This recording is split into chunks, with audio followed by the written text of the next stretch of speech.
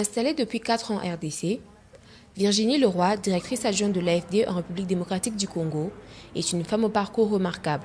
Je suis diplômée de l'Institut d'études politiques de Sciences Po à Paris. Et ensuite, je suis rentrée comme assistante parlementaire au Sénat français avant de m'envoler pour le Burkina Faso en 1999, qui a constitué le début d'un parcours qui, depuis maintenant 15 ans, me fait voyager en Afrique. Et donc j'ai séjourné plusieurs années au Burkina Faso, puis me suis occupée du Mali et de la Guinée-Conakry avant de m'envoler pour la Zambie et le Malawi. Et depuis 4 ans, donc, je suis à Kinshasa au sein de l'équipe de l'Agence française de développement. Habituée de l'Afrique, Virginie Leroy est l'une des femmes attentionnées et disposée à partager ce qu'elle a de meilleur. Dans l'exercice de son travail, elle aime rencontrer et écouter les autres. L'Afrique, on la voit souvent comme un tout. Or, chaque pays a sa réalité, a sa culture, a son histoire.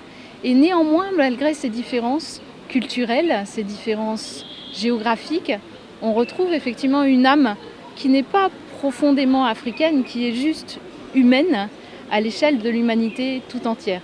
Et c'est véritablement ce que j'ai découvert au cours de ces longues années de voyage, c'est retrouver des femmes, mais aussi des hommes, qui sont confrontés effectivement aux problèmes de développement, aux problèmes de gestion d'un quotidien.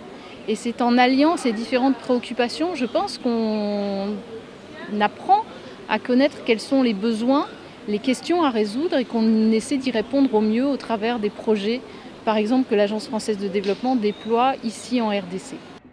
Virginie exhorte les femmes du monde à croire en soi et à rester ouvertes au changement.